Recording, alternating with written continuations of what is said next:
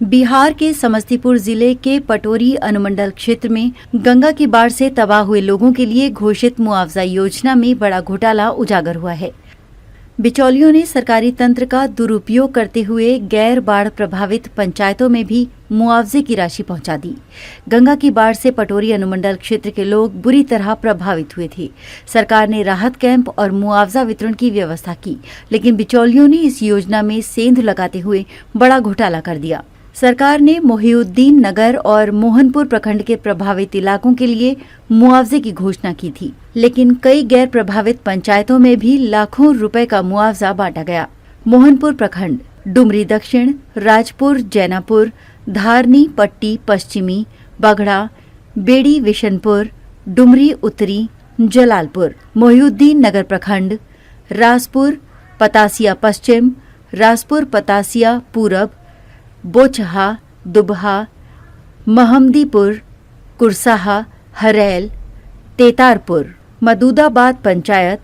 बाढ़ से अप्रभावित होने के बावजूद मुआवजे का वितरण 25 से 30 लाख रुपए गैर प्रभावित क्षेत्रों के खातों में ट्रांसफर। लाभार्थियों के खातों से यूपीआई के जरिए बिचौलियों द्वारा राशि की निकासी। देखिए, ये बहुत बड़ा मामला है। विगत पिछले बार भी किया गया था, लेकिन उस बार मामला उजागर नहीं हुआ था। इस बार मामला उजागर हुआ है। समझिए इस बात को।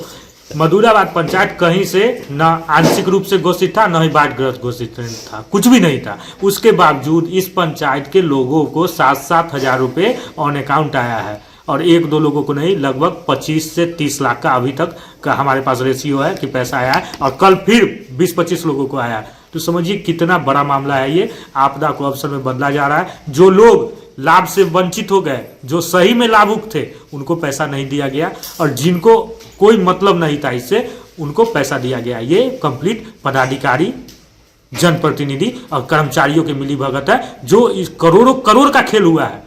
इसको आप लाख नहीं समझिए। जब हमारे पंचायत में 30 लाख आ सकता है, 35 लाख आ सकता है, तो आप समझिए कि और पंचायत में कितना पैसा आया हुआ होगा। और ये कंप्लीट करोड़ों करोड़ का खेल है। ये बहुत बड़ा मामला है, बिहार स्तर का मामला है और जांच का विषय। जो भी लोग इसमें शामिल हैं उन पर क्या कार्रवाई की मांग करेंगे? मैं तो कहता हूँ, मैंने सुना था कि हाँ, एक डीएम थे जिनको जेल जाना पड़ा था, इस्तीफा देना पड़ा था।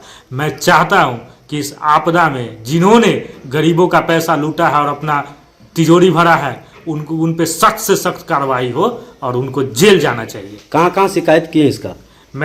इसका शिकायत मैंने पीजीआरओ में किया था। तो पीजीआरओ में समस्तीपुर में मेरा डायरेक्ट केस गया, और 23 तारीख को हमारा बुलाहट है। इसके बावजूद हमारे पंचायत के एक है जिन्होंने दिया था आवेदन, ठीक है, लेकिन मैं उनका नाम अभी नहीं कहना चाहूँगा, क्योंकि मान लीजिए बहुत तरह की बात है। क्या नाम हुआ आपका? उन पे भी सुनवाई नहीं किया गया। क्या नाम हुआ आपका? अविनाश कुमार झा। अविनाश कुमार झा सामाजिक कार्यकर्ता। महमूदाबाद पंचायत बाढ़ से प्रभावित नहीं था, फिर भी यहां लाखों की मुआवजा राशि ट्रांसफर की गई। ये केवल एक पंचायत का मामला नहीं है, कई जगहों पर यही खेल चल रहा है।